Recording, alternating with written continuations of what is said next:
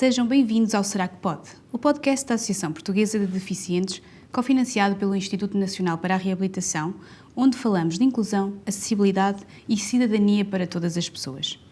No episódio anterior, falámos da acessibilidade aos serviços públicos.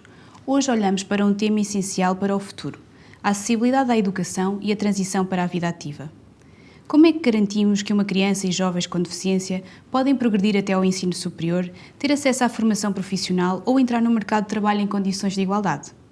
Falar de educação inclusiva não é apenas falar de alunos com deficiência, é falar de um sistema que se adapta às necessidades de todos e que não exclui ninguém. Para isso, temos connosco o professor David Rodrigues, especialista e referência nacional e internacional na área dos direitos humanos e educação inclusiva, e Guilherme Rodrigues, um jovem de 28 anos, licenciado em informática, que transitou para a vida ativa. Eu sou a Sandra Costa, técnica de acessibilidade da APD, e estou aqui para garantir que nestas conversas não entram barreiras. Comecemos este episódio pelo ponto de partida de tudo, a escola. Obrigada, professor David Rodrigues, por se juntar a nós. Para começar, gostava de lhe perguntar, como é que se define hoje uma escola verdadeiramente inclusiva? Ou seja, não basta incluir alunos com necessidades específicas numa sala de aula, não é? Como é que se faz a diferença para que uma escola seja, de facto, um espaço de inclusão? Antes de mais, muito obrigado pelo convite, por estar aqui. Queria cumprimentar a Sandra, queria cumprimentar o Guilherme também e queria cumprimentar a APD por mais esta iniciativa de abanar consciências. É isso muitas vezes que nós fazemos e oxalá que continuemos a ter energia para fazer. Obrigada. Sandra, a sua questão exige uma primeira contextualização em termos históricos. É nós pensarmos que houve um antes e há um agora. E antes quer dizer que a nossa escola não esteve preparada, não foi criada, não foi concebida para ser uma escola inclusiva.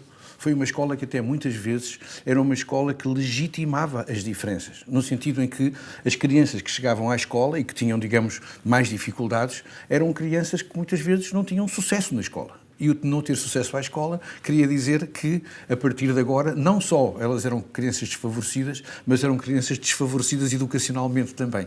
A escola, digamos, contribuía também para esse afastamento.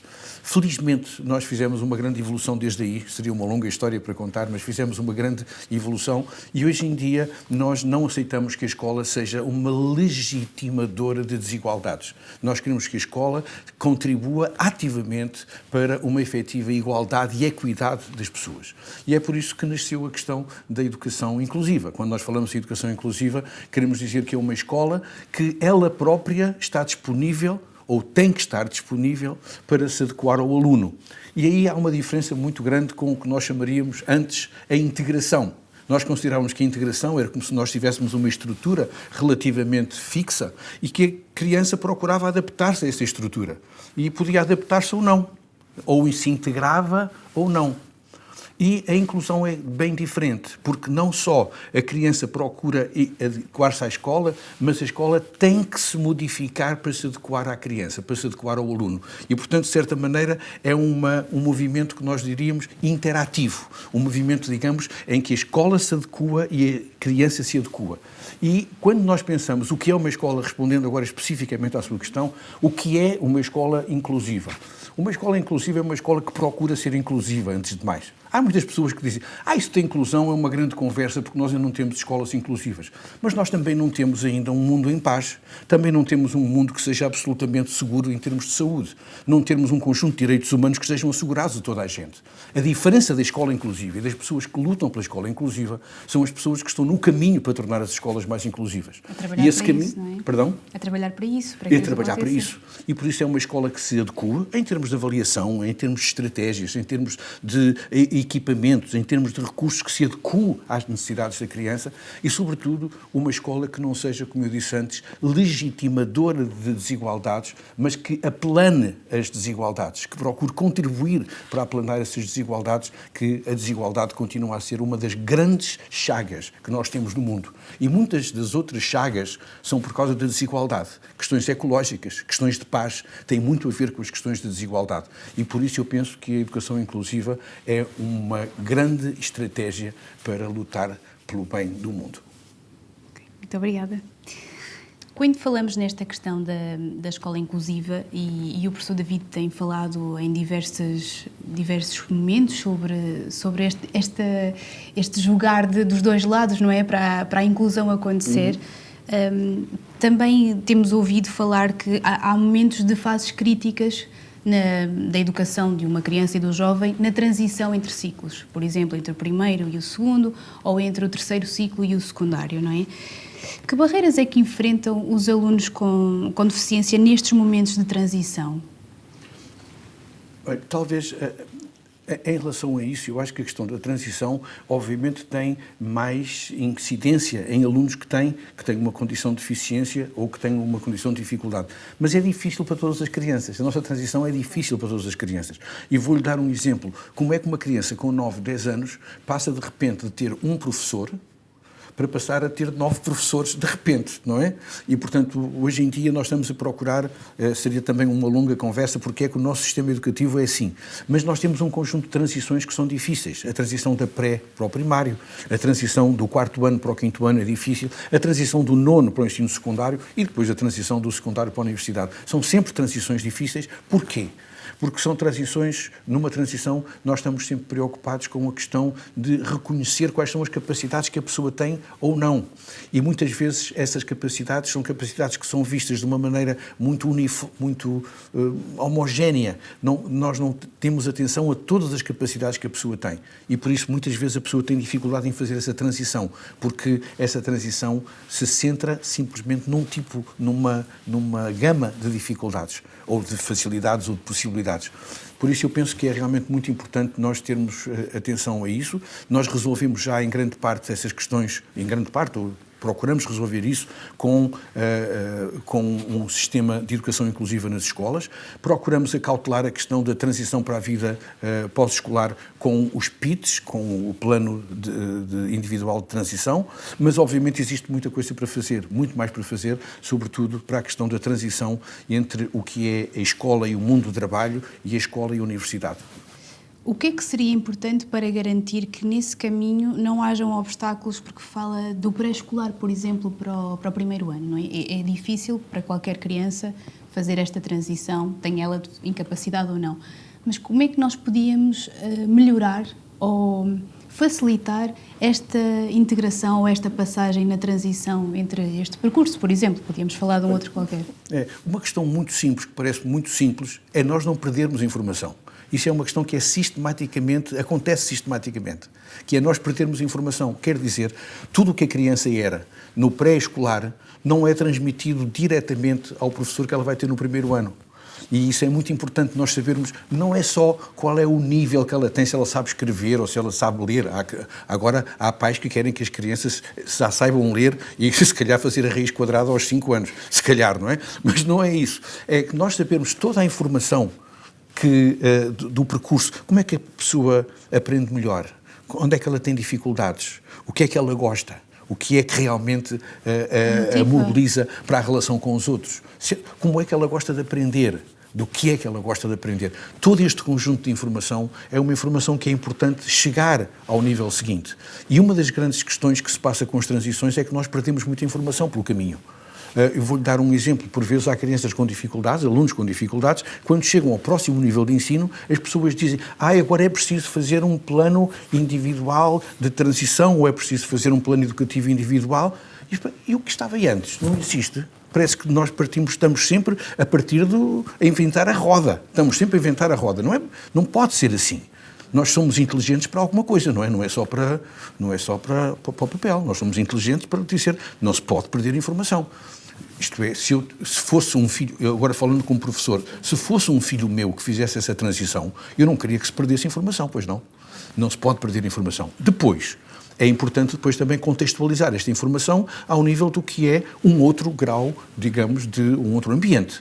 E isso é qualquer coisa que continuaria a ser preciso nós termos estes dois níveis. O nível de onde a criança vem e o nível de onde a criança está. É muito importante nós fazermos isso. Isso são questões que, isto parece muito simples, mas é uma coisa que sistematicamente não é feita e que dificulta sistematicamente a transição. Claro, sim, começando logo por essa falha. E o professor David fala também depois na transição para a vida ativa, não é? E há estes planos de transição que são fundamentais para preparar o percurso de cada jovem. Mas em que é que eles consistem exatamente para quem nos ouve e não os conhece ou nunca ouviu falar sobre eles? Bom, vamos ver. Esses planos existem por lei e devem ser feitos. Devem ser feitos. E acho que, no caso deles não serem feitos, é muito importante que os representantes do jovem, ou o próprio jovem, reivindiquem que isso seja feito. Porque sabem que muitas vezes nós dizemos as coisas estão muito mal, mas às vezes as coisas estão não tão bem quanto deviam, porque há coisas que deviam ser feitas e não são feitas. E têm que ser feitas.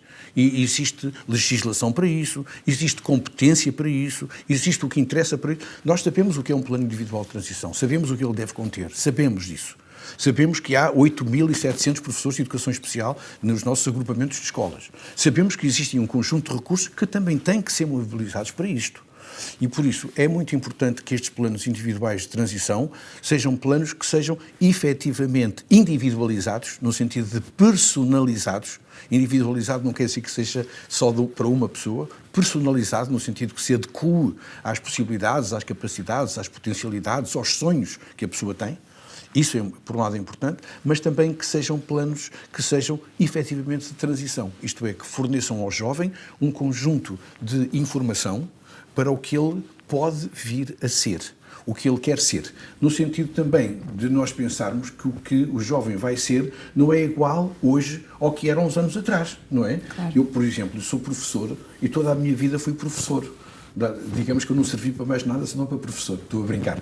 Mas estou a dizer que hoje em dia ninguém imagina que um jovem tem só uma profissão ao longo da vida. Portanto, é muito importante que este plano individual de transição também contemple esta possibilidade não só daquele treino específico, daquela formação específica, mas também uma área que desperte interesse no jovem. Só um exemplo rápido. Há jovens, por exemplo, que têm uma condição de deficiência e que gostam de desporto. E nós dizemos, foi logo gostar de desporto, ele que não pode fazer desporto. Pode fazer desporto. Hoje em dia, uma pessoa com uma condição de deficiência pode fazer uma carreira de desporto ao nível internacional, ao nível olímpico. E se não quiser fazer desporto, pode ser responsável desportivo, pode ser responsável por muitas coisas que têm a ver com o desporto. E é por isso que é importante que a transição não seja uma transição que seja formatada, que seja só para aquele perfil, mas que seja um perfil, uma transição que abra perspectivas, que abra portas, que abra janelas e que permita à pessoa, eventualmente, até fazer alguma mobilidade dentro do que são os interesses que ele tem. Da escola à vida ativa, o caminho é cheio de barreiras. Convidamos Guilherme Rodrigues para nos contar, na primeira pessoa, como tem sido esta transição. Guilherme, gostava de saber, foi fácil a tua integração na escola? Obrigado pelo convite. Pronto, estas iniciativas são sempre muito boas e são sempre bem-vindas. Em segundo lugar, não foi muito fácil a integração. Na verdade, podia ter sido feito muito mais e muito melhor. A nível de, por exemplo, treino dos professores, via-se que os professores não estavam muito habituados à deficiência, e alunos com deficiência. Por exemplo, a nível dos testes, os meus colegas que não tinham deficiência faziam os testes normais, tinham o enunciado e preenchiam no enunciado. Eu, no meu caso, como usava computador, tinha mais dificuldade em escrever, então os professores entregavam-me o enunciado em papel e eu tinha que escrever no computador. Ou seja, isso era um bocado mais difícil porque às tantas podia já nem me lembrar da pergunta ou, por exemplo, não sei, podia-me não me lembrar o que é que tinha que ser falado naquela pergunta. Era assim um bocado mais difícil nesse aspecto. E depois, era a vertente social, que ao nível da turma, por exemplo, na hora do almoço, havia alturas em que eu não ia almoçar com a turma, almoçava sempre sozinho. Pronto, acho que isso é um ponto importante para a integração. Claro. De almoçar com a turma e pronto, para se sentir mais integrado na turma e no ambiente escolar. Portanto, sim, acho que não foi muito fácil. Não foi um processo fácil. Sim. E tu falas aí na questão dos testes que não estavam adaptados, não é? Que foi uma das dificuldades que enunciaste no contexto de sala de aula, mas certamente até mesmo a nível do espaço escolar, tu tiveste alguma dificuldade de circulação ou de mobilidade no espaço? Sim. Ou em atividades extra, por exemplo, que não estão programadas no plano curricular, não é? Que, entretanto, há uma iniciativa pontual que acontece e ela teria acesso ou não para poderes participar? Sim, por exemplo, do 5º ao 9º, a minha escola não... Portanto, tinha passeio, mas era aquela gravilha com pedras um bocado soltas, e então, a andar com o andarilho, às vezes prendia um bocadinho uma roda, então dificultava um bocado a deslocação, mas... Dentro do estabelecimento escolar, ou seja, acesso a pavilhões, às salas de aula... Sim. A prática desportiva, por exemplo, acontecia? Conseguiram adaptar para poderes participar? Na disciplina de Educação Física, às vezes fazia atividades à parte, em vez do professor adaptar os exercícios normais que faziam com o resto dos alunos, eles faziam os exercícios deles, normais, e eu fazia uns exercícios à parte. Pronto, acho que isso não foi o mais correto. Acho que deveria ser pensado em adaptar o programa normal da disciplina para incluir estas pessoas com deficiência, até porque esqueci-me de referir, eu tinha mais um colega com deficiência, com paralisia cerebral, mas esse colega não tinha andarilho, não, andava normalmente, sem cadeira de rodas e sem andarilho. Mas também era difícil para ele.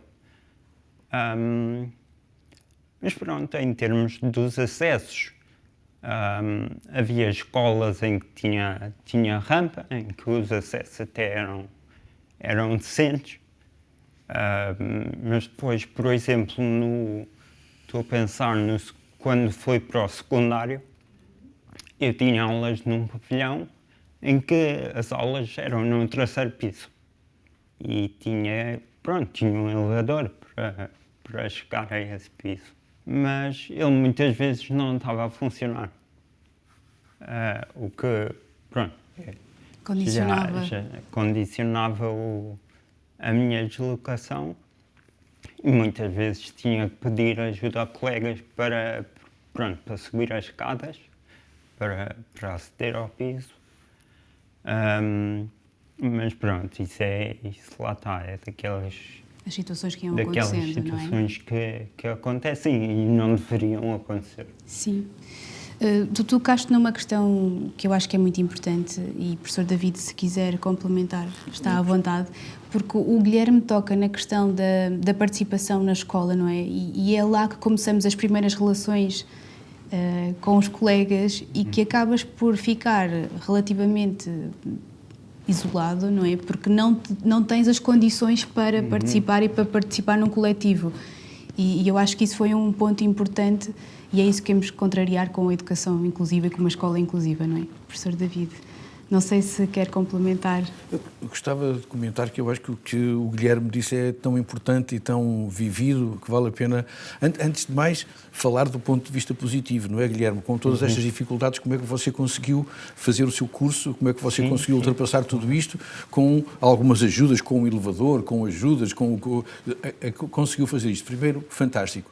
E depois também as dificuldades que citou. E as dificuldades que citou, nós dizemos muitas vezes que quanto a escola se torna mais receptiva perspectiva para alunos com deficiências se torna melhor para toda a gente. E, por exemplo, em relação aos testes que falou, não é? Nós hoje pensamos que a avaliação na escola tem que ser muito diferente de só fazer testes, não é? Seria muito bom que os professores, para além de estarem só preocupados com o teste e essa questão ainda paleolítica de lhe mandar o teste em papel para você passar para o computador, não é? Portanto, nós pensarmos também que o facto de eles terem um aluno como o Guilherme devia ser também um incentivo aos professores para eles incentivarem outras formas de avaliação que não fossem exclusivamente os testes.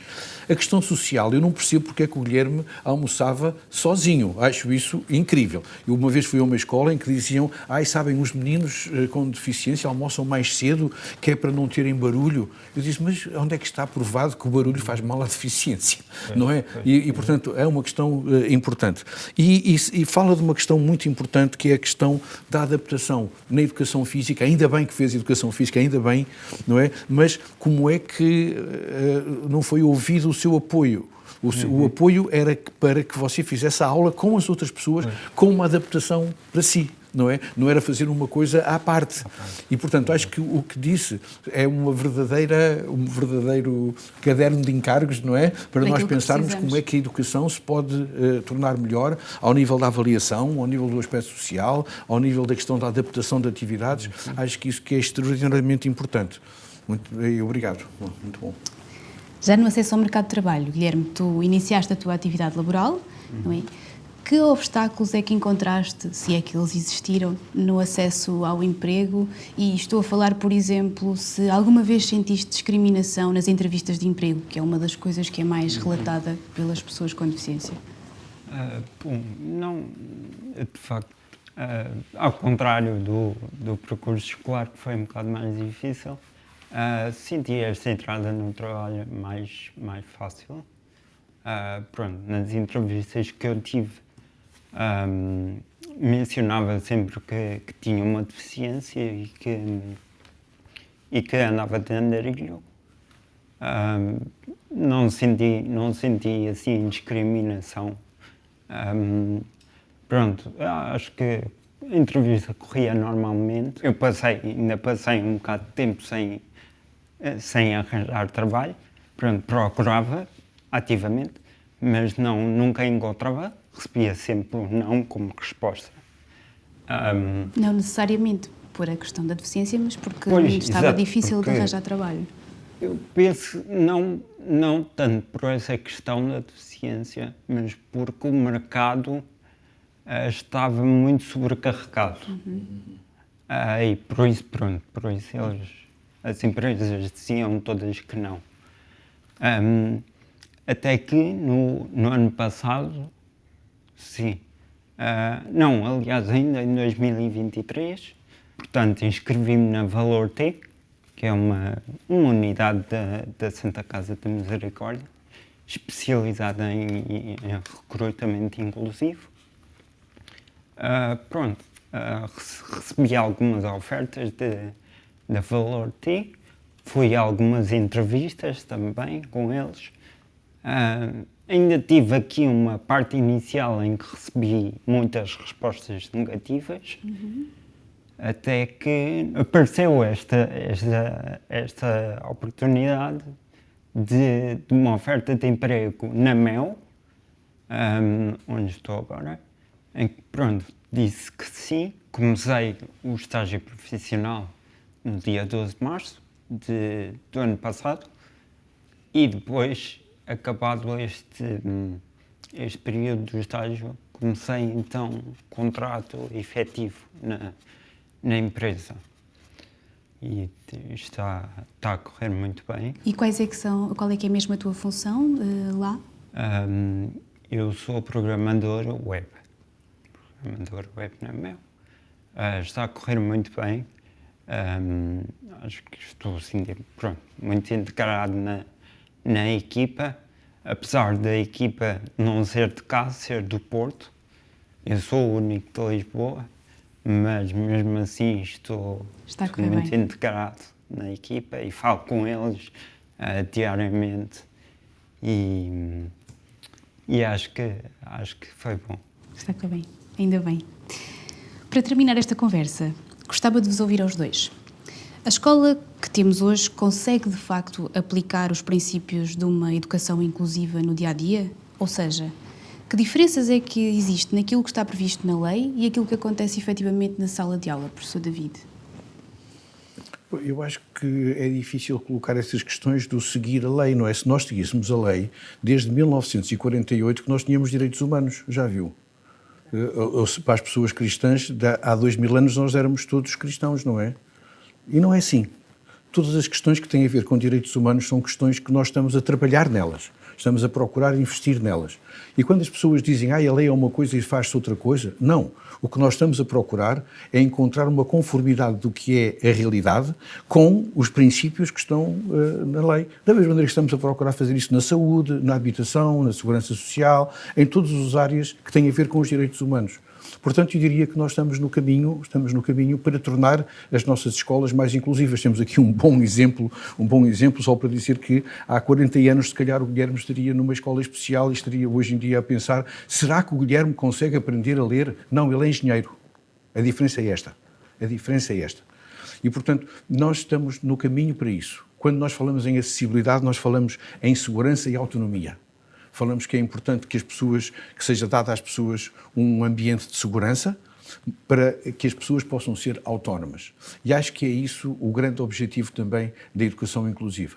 É que seja uma escola que seja suficientemente hospitaleira, que seja receptiva, que abrace as pessoas todas que chegam lá, independentemente das suas dificuldades, das suas culturas, que abrace todas as pessoas que estão lá, dando-lhes segurança, para que desta maneira as pessoas possam ter uma autonomia, possam mostrar aquilo que são. Pobre da Mel se não tivesse contado com o Guilherme. Ainda bem que eles conseguiram contar com o Guilherme. E isso é devido à educação inclusiva e ao esforço que tantas pessoas fazem. A primeira delas é o Guilherme, claro que foi o que fez mais esforço, mas que tantas pessoas fazem para que todas as pessoas possam ser aquilo que na verdade são ou podem ser. Guilherme, tu já falaste de alguns exemplos, não é? E no fundo é só um reforço. O que é que sentes que podes deixar como mensagem ou como chamada de atenção para aquilo que pode melhorar, tendo por base o teu percurso, não é, escolar, e para o acesso ao mercado de trabalho para futuros jovens que estejam agora a entrar nesse processo? E até mesmo para professores ou decisores políticos que possam ver também este episódio. Pronto, no caso das escolas, penso que o que seria mais importante seria talvez os professores passarem por um período de formação, acerca de como integrar a pessoa com deficiência ou como adaptar os programas para a pessoa com deficiência. E depois, acho que cada escola também deve ter um núcleo de professores especializados em necessidades especiais. Todas as escolas deviam ter isso. Pronto, para apoiar a pessoa com deficiência. Sim, claro. Para acompanhar. Relativamente às empresas,